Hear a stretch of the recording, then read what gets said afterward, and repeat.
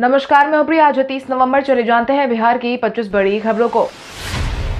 Anganwadi worker और helper के लिए 700 से ज्यादा निकाली गई रिक्तियां। महिला एवं बाल विकास विभाग कर्नाटक सरकार द्वारा राज्य में विभिन्न स्थानों पर संचालित किए जा रहे आंगनबाड़ी केंद्रों पर वर्कर और कई पदों पर भर्ती के लिए विज्ञापन जारी किया गया है। विभाग की तरफ से भर्ती विज्ञापन विभिन्न जिलों में स्थित आंगनबाड़ी केंद्रों में एक वर्कर और हेल्पर पदों के लिए योग्य उम्मीदवार से आवेदन आमंत्रित किए गए हैं। इन पदों के लिए आवेदन के इच्छुक और योग्य उम्मीदवार कर्नाटक आंगनबाड़ी भर्ती पोर्टल आंगनबाड़ी recruitment.kar.nic.in पर उपलब्ध करवाए गए ऑनलाइन एप्लीकेशन फॉर्म के माध्यम से 24 दिसंबर 2020 तक अपना आवेदन सबमिट कर सकते हैं। इन पदों के लिए शैक्षणिक योग्यता की बात करें तो किसी भी मान्यता प्राप्त से 10वीं या 8वीं उत्तीर्ण या समकक्ष योग्यता रखने वाले उम्मीदवार आवेदन प्राप्त कर सकते हैं। बिहार के दरभंगा जिले के दरभंगा राज परिसर एवं किला में आपको देखने को मिलेगा बहुत कुछ खास। दरभंगा के महाराजा का यह किला उत्तर बिहार के दुर्लभ और आकर्षक इमारतों में से एक है। भारत सरकार के पुरातत्व विभाग ने 1977 से 78 में इस किले का सर्वेक्षण भी करवाया था। तब इसकी ऐतिहासिक महत्ता को स्वीकार करते हुए किले की तुलना दिल्ली के लाल किले से की गई थी। दरभंगा के महाराजाओं को कला, साहित्य एवं संस्कृति के संरक्षकों में गिना जाता है। स्वर्गीय महेश ठाकुर द्वारा स्थापित दरभंगा राज किला परिसर अब एक आधुनिक स्थल एवं शिक्षा केंद्र बन चुका है। भव्य एवं योजनाबद्ध तरीके से अभिकल्पित महलों, मंदिरों एवं पुरानों प्रतीकों को अब भी देखा जा सकता है। अलग अलग महाराजाओं द्वारा बनवाए गए महलों में नरगौना महल, आनंदबाग महल और बेला महल प्रमुख है।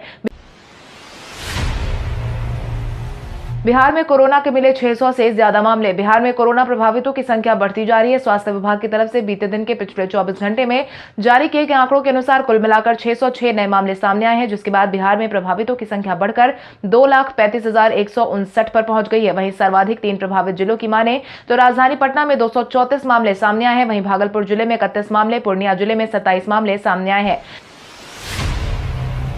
बिहार सरकार ने शादी समारोह में कुल मिलाकर 150 लोगों के शामिल होने की दी अनुमति। इस शादी समारोह में अब कुल मिलाकर 150 लोगों के शामिल होने की अनुमति मिल गई है।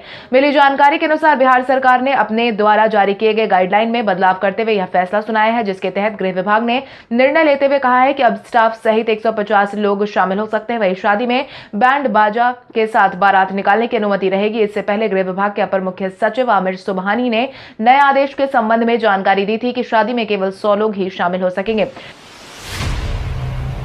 बिहार में 2.5 लाख पंचायत प्रतिनिधियों और कर्मचारियों को मिलेगा ऑनलाइन प्रशिक्षण। कोविड-19 के माहौल में ऑनलाइन प्रशिक्षण को काफी ज्यादा बढ़ावा मिला है। इसी क्रम में अब पंचायत प्रतिनिधियों और कर्मचारियों को भी ऑनलाइन प्रशिक्षण देने की तैयारी की जा रही है, जिसके तहत लगभग 2.5 लाख पंचायत प्रतिनिधियों और कर्मचारियों को इसका लाभ मिलने वाला है, जिसके लिए बिहार ग्राम पंचायत और कचहरी के निर्वाचित प्रतिनिधियों और कर्मियों को ऑनलाइन प्रशिक्षण दिलाने के लिए सभी जिला पंचायत संसाधन केंद्रों में वीडियो कॉन्फ्रेंसिंग की सुविधा बहाल होगी, ताकि सही ढंग से सभी को ऑनलाइन प्रशिक्षण दिया जा सके। आपकी जानकारी के लिए आपको बता दें, ऑनलाइन ट्रेनिंग के लिए बेल्ट्रॉन के माध्यम से वीडियो कॉन्फ्रेंसिंग के सभी उपकरण स्थापित किए गए हैं। इसके लिए पंचायती राज विभाग ने 1 करोड़ 3 लाख की स्वीकृति दे दी है।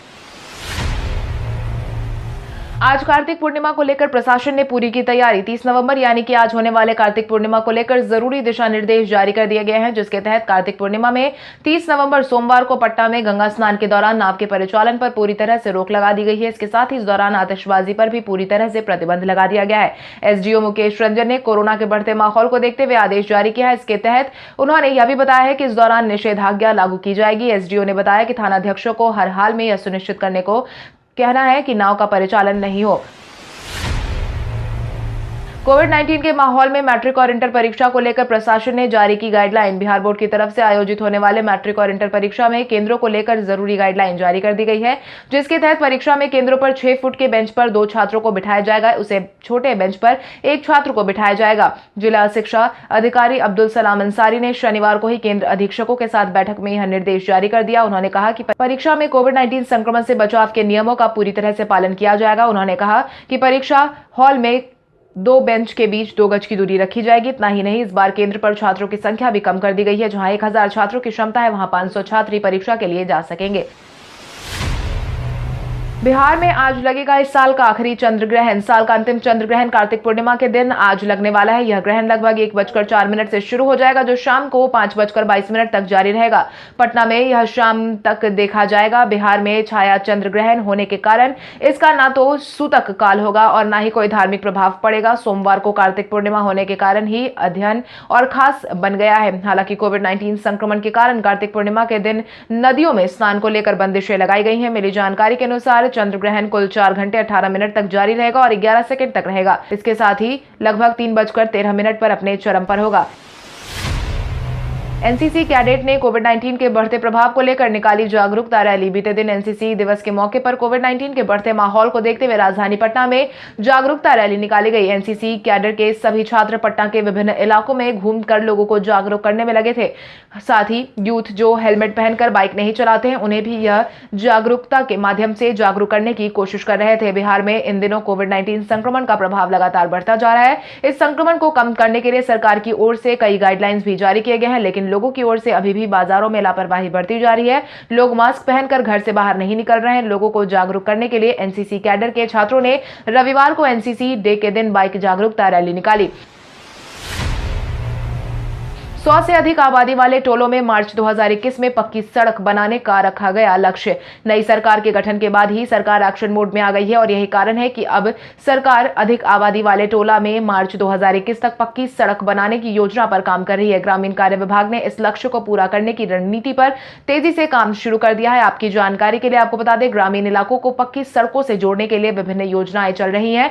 500 से अधिक आबादी वाले टोलों में प्रधानमंत्री ग्राम योजना से सड़कों का निर्माण हो रहा है, जबकि 500 से कम और 250 से अधिक आबादी वाले टोलों में मुख्यमंत्री ग्राम संपर्क योजना से सड़कों का निर्माण हो रहा है। मुजफ्फरपुर की शाही लीची अब विदेशों में भी मचाएगी धूम। शाही लीची अब विदेश बाजार में धूम मचाने वाली है। इसके लिए जिले में एक्सपोर्ट एक्शन प्लान तैयार किया जा रहा है। हाल ही में जिले में गठित निर्यात संवर्धन समिति लीची को विदेशों में बाजार उपलब्ध कराने के लिए प्लान तैयार कर रही है। इसके साथ ही विदेश व्यापार निदेशालय के स्तर से लीची का निर्यात होगा। समिति ने निर्यात के लिए जिले से लीची का चयन किया है। लीची के चयन के बाद राज्य के उद्योग विभाग ने जिले को एक्शन प्लान तैयार करने का निर्देश दे दिया है। उद्योग निदेशक के पत्र के बाद जिला उद्योग केंद्र ने लीची के निर्यात के लिए जरूरी कार्रवाई शुरू कर दी है। आज बिहारी पहचान में हम बात करेंगे बिस्मिल्लाह खान की। बिस्मिल्लाह खान हिंदुस्तान के प्रख्यात शहनाई वादक थे। उनका जन्म डुमराव बिहार में हुआ था। साल 2001 में उन्हें भारत के सर्वोच्च सम्मान भारत रत्न से सम्मानित किया गया था। तीसरे भारतीय संगीतकार थे जिन्हें भारत रत्न से सम्मानित किया गया। बिस्मिल्लाह खान के प्रारंभिक जीवन की बात करें तो उनका जन्म बिहारी परिवार में पैगंबर खान और मिथुन भाई के यहाँ बिहार के डुमराव के ठठेरी बाजार के एक किराए के मकान में हुआ। आपको बता दें कि बिस्मिल्लाह खान काशी के बाबा विश्वनाथ मंदिर में जाकर शहनाई बजाते ही थे। इसके अलावा वो गंगा किनारे बैठकर घंटों रियाज भी करते थे। हालांकि उन्होंने साल 2006 में 21 अगस्त को दुनिया को अलविदा कह दिया था। दीघा एम्स एलिवेटेड रोड का मुख्यमंत्री नीतीश कुमार आज करेंगे उद्घाटन। मुख्यमंत्री नीतीश कुमार आज दीघा एम्स एलिवेटेड रोड का उद्घाटन करने वाले हैं। इसके मद्देनजर प्रमंडलीय आयुक्त संजय कुमार अग्रवाल और डीएम कुमार रवि ने बीते दिन ही निर्माण कार्य का जायजा लिया। फुलवारी शरीफ में सड़क के उद्घाटन का कार्यक्रम निर्धारित है, इसलिए अधिकारियों की टीम ने वहां पार्किंग स्थल को देख लिया है। साथ ही एलिवेटेड सड़क पर रंग रोगन का काम अंतिम चरण में है, उसे भी पूरा करने का निर्देश दिया गया था। उप मुख्यमंत्री सुशील कुमार मोदी ने अगले 5 साल तक सरकार के नहीं हिलने की कही बात। बिहार चुनाव भले ही खत्म हो गए हो, मगर आरोप प्रत्यारोप की राजनीति अभी भी जारी है। इसी क्रम में सूरज नंदन कुशवाहा की 63वीं जयंती पर आयोजित एक कार्यक्रम में उप मुख्यमंत्री सुशील मोदी ने भी अपना बयान जारी किया है, जिसके तहत उन्होंने साफ तौर पर कहा कि आने वाले 5 साल में सरकार का कोई भी विकल्प मौजूद नहीं है। उन्होंने कहा कि राज्य में जो सरकार है उसमें मेरी आत्मा बसती है। यह ऐसी सरकार है जिनको आने वाले 5 साल तक कोई हिला नहीं सकता। उन्होंने आगे कहा कि इस चुनाव में भी एक भी बूथ पर पुनर्मतदान नहीं हुआ। यही 15 साल में आए बदलाव का संदेश है।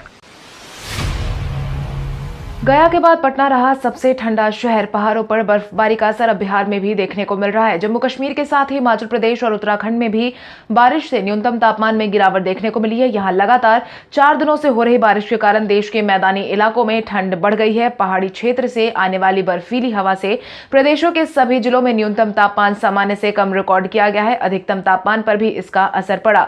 रविवार को गया सबसे ठंडा रहा, जहां न्यूनतम तापमान 8.4 डिग्री रहा। वहीं पटना में 10.4 डिग्री दर्ज किया गया। बिजली सुविधा मुहैया करवाने के लिए पटना मेट्रो में जल्द निकल सकता है टेंडर। राजधानी पटना के लोगों को मेट्रो की सुविधा जल्द मिलने वाली है। अब कॉरिडोर 2 यानी कि पटना जंक्शन से लेकर गांधी मैदान होते हुए मलाही पकड़ी और आईएसबीटी तक मेट्रो लाइन शुरू करने के लिए बिजली उपलब्ध कराए जाने को लेकर टेंडर प्रक्रिया जल्द शुरू होगी। आपको बता दें, मेट्रो के निर्माण के लिए Delhi metro rail corporation limited की तरफ से निविदा निकाली जा रही है। बीते कुछ महीने में डीएमआरसी ने मेट्रो के कॉरिडोर 2 की प्राथमिक लाइन मलाही पकड़ी से लेकर आईएसबीटी तक लाइन निर्माण के लिए पहले से निविदा फाइनल कर दी है। बिहार सरकार ने अंचलाधिकारियों की रैंकिंग की जारी। बिहार सरकार ने अंचल कार्यालय में सुधार को लेकर कई उपाय पर काम कर रही है, जिसको लेकर अंचल में पदस्थापित सीओ बेवजह कामों को लटका रहे हैं। इसी को ध्यान में रखते हुए साथ ही कार्यप्रणाली में सुधार लाने को लेकर राजस्व एवं भूमि सुधार विभाग ने अंचलाधिकारियों के काम के आधार पर रैंकिंग तय कर रही है, जिसमें दरभंगा का अलीनगर अंचल है, जिसे 99.81% के साथ पहला स्थान मिला है। दूसरे सबसे बेहतर काम करने वाले अंचल में मधुबनी का पंडौल है। तीसरे नंबर पर पश्चिम चंपारण का रामनगर, चौथे नंबर पर कटिहार का मनिहारी अंचल और 5वें नंबर पर भागलपुर का इस्लामपुर अंचलाधिकारी है। बिहार में 12 जिलों के 102 परीक्षा केंद्रों पर हुई दरोगा भर्ती परीक्षा। बिहार पुलिस अवर सेवा आयोग ने दरोगा भर्ती के लिए राज्य के 102 केंद्रों पर मुख्य परीक्षा आयोजित करवाई थी। परीक्षा 2 पालियों में आयोजित हुई। आयोग के विशेष कार्य पदाधिकारी संजय कुमार ने बताया कि सभी जिलों में परीक्षा शांतिपूर्ण ढंग से हुई है। परीक्षा के लिए भागलपुर, मुजफ्फरपुर, दरभंगा, पूर्णिया, रोहतास, गया, भोजपुर, नालंदा सहित 12 जिलों में 102 केंद्र बनाए गए थे। सभी जिलों से रिपोर्ट ली गई है। इसमें 94% अभ्यर्थी उपस्थित रहे। परीक्षा के लिए 50,076 अभ्यर्थी को योग्य पाया गया था। आपको बता दें कि इस परीक्षा के माध्यम से राज्य में 2,476 पदों पर भर्ती होगी।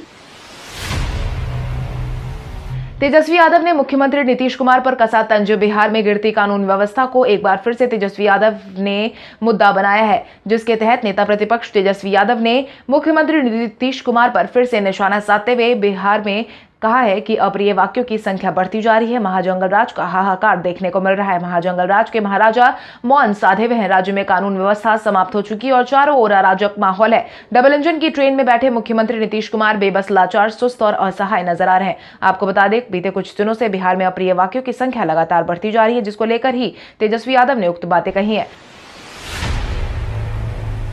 बिहार की वर्तमान स्थिति के लिए जनता को ही पप्पू यादव ने बताया जिम्मेदार। किसान आंदोलन के लिए राजस्थान, हरियाणा, पश्चिम बंगाल, उत्तर प्रदेश और पंजाब से आए किसानों को लेकर पप्पू यादव ने अपना बयान जारी किया है, जिसके तहत उन्होंने कहा कि फसल का उचित मूल्य तय करने का अधिकार बिचौलियों को नहीं, किसानों को मिलना चाहिए। किसानों के गुस्से को देखते हुए उन्होंने किसानों से दिल्ली के बुराड़ी के निर्धारित ग्राउंड में शिफ्ट होने की अपील की है। उन्होंने आश्वासन दिया है कि बुराड़ी ग्राउंड में किसानों के शिफ्ट होने के दूसरे ही दिन सरकार उनकी मांगों पर चर्चा करने के लिए तैयार है। बिहार में लोगों को किसान और अराजक जैसे मुद्दे नहीं दिखते हैं। बिहार की जनता को आज की हालत के लिए खुद को जिम्मेदार मानना चाहिए। तारकिशोर प्रसाद ने तेजस्वी के सदन में हंगामे को बताया साजिश। बिहार के उप मुख्यमंत्री तारकिशोर प्रसाद ने तेजस्वी यादव के सदन में किए गए हंगामे को साजिश बताया है, जिसके तहत उन्होंने कहा कि आज से 15 साल पहले की सरकार को कोर्ट ने जंगल राज की उपाधि दी थी। उनके परिवार ने जो कारनामे किए हैं उसी को छिपाने के लिए ऐसी बयानबाजी की गई है, जबकि हमारी सरकार फॉर्म में नहीं थी। इसके साथ ही उन्होंने सरकारी कामकाज की भी जानकारी दी, जिसके तहत उन्होंने कहा कि सरकार का रोड मैप जल्द ही सामने आएगा। अभी तो सरकार ने ठीक से काम करना शुरू नहीं किया है। हमारी सरकार को अभी 1 महीने भी पूरे नहीं हुए हैं। भारत के इतिहास में आज की तारीख कई कारणों से है दर्ज। भारत के इतिहास में 30 नवंबर का अपना ही एक खास महत्व है, क्योंकि इस दिन कई महत्वपूर्ण घटनाएं घटी जो इतिहास के पन्नों में हमेशा के लिए दर्ज होकर रह गई है। 2000 में प्रियंका चोपड़ा आज ही के दिन मिस वर्ल्ड बनी। 2007 में आज ही के दिन हिंदू धर्मगुरु स्वामी रामभद्राचार्य ने भगवद गीता ग्रंथ के ब्रेल संस्करण का विमोचन किया। 2010 में आज ही के दिन भारतीय वैज्ञानिक और स्वदेशी आंदोलन प्रणेता राजीव दीक्षित ने दुनिया को अलविदा कहा था। YouTube के लिए अब एंड्रॉइड टीवी ऐप में मिलेगा 8K वीडियो प्लेबैक। एंड्रॉइड की एक रिपोर्ट के मुताबिक एंड्रॉइड टीवी के वर्जन 2.12.08 में YouTube टीवी के 8K स्ट्रीमिंग तक को सपोर्ट किए जाने की सुविधा को शामिल किया गया है। इससे एंड्रॉइड 10 या उसके बाद के संस्करणों पर YouTube टीवी को चलाया जा सकेगा। एंड्रॉइड टीवी के नवीनतम अपडेट में YouTube के लिए 8K स्ट्रीमिंग की सेवा शुरू की गई है। इस बदलाव के तहत कुछ सीमित डिवाइसों में 8K स्ट्रीमिंग के सपोर्ट किए जाने की क्षमता होगी। हालांकि यह अभी भी स्पष्ट नहीं है कि किन मॉडलों द्वारा इसके सपोर्ट किए जाने की उम्मीद है। विराट कोहली ने गेंदबाजों के सिर्फ फोड़ा, हार का ठीकरा। भारतीय कप्तान विराट कोहली ने हाल ही में हार को लेकर अपना बयान जारी किया है, जिसके तहत उन्होंने हार की जिम्मेदारी अपने टीम के प्रभावहीन गेंदबाजी को दी है। कोहली ने मैच के बाद पुरस्कार वितरण समारोह के दौरान कहा कि उन्होंने हमें पूरी तरह से पछाड़ दिया। मुझे लगता है कि हम गेंद से उतने प्रभावी नहीं थे। हम लगातार उस लाइन और लेंथ से गेंदबाजी नहीं कर पाए जिसके साथ करनी थी, और उनका बल्लेबाजी क्रम मजबूत है। वे हालात और मैदान के कोणों को काफी अच्छी तरह समझते हैं। अब आइए जानते हैं सराफा बाजार और पेट्रोल डीजल के क्या थे भाव। अगर हम सराफा बाजार की बात करें तो सोने का भाव 29 नवंबर को 22 कैरेट के लिए प्रति 10 ग्राम 47,250 रुपए था। वहीं 24 कैरेट के लिए प्रति 10 ग्राम 48,250 रुपए था। वहीं अगर हम चांदी की बात करें तो चांदी का भाव प्रति किलो 59,200 रुपए था। इसके अलावा राजधानी पटना में पेट्रोल की कीमत 84.99 रुपए प्रति लीटर थी। वहीं डीजल 76.19 रुपए प्रति लीटर था। कल हमारे द्वारा पूछे गए सवाल का जवाब आप में से बहुत सारे यूजर ने हमें कमेंट करके दिया था, उसके लिए आपका बहुत बहुत धन्यवाद। आप में से जिन यूजर का कमेंट हमें अच्छा लगा है उनके नाम है बबलू कुमार शर्मा, संदीप कुमार, अजय कुमार यादव, विकास कुमार, सुरेश शाह, विकास कुमार, विवेक कुमार सिंह, प्रियंका भारती, नेहा सिंह, चंदन कुमार, कुमार पासवान, रविंद्र पासवान, मनोज कुमार, विजय यादव, सुदामा यादव। इसके अलावा हमारी टीम को और भी लोगों के जवाब अच्छे लगे हैं, मगर समय के अभाव के कारण हम उनका नाम नहीं ले पाए। लेकिन आप हमारे सवालों का जवाब देते रहे, हम कल आपका नाम लेने की पूरी कोशिश करेंगे। तो चलिए बढ़ते हैं आज के सवाल की ओर। आज का सवाल कुछ इस प्रकार है। बीते दिन खेले गए दूसरे ओडीआई में भारतीय टीम के एक बार फिर से हार का मुख्य कारण क्या है? अपने जवाब हमें कमेंट करके जरूर बताएं। इसके साथ ही आज के लिए बस इतना ही। अगर आप ये वीडियो हमारा यूट्यूब पर देख रहे हैं तो हमारे चैनल को सब्सक्राइब करें और बेल आइकॉन दबाना ना भूलें। और अगर आप ये वीडियो हमारा फेसबुक पर देख रहे हैं तो इस वीडियो को लाइक करें और ज्यादा से ज्यादा शेयर करें। धन्यवाद।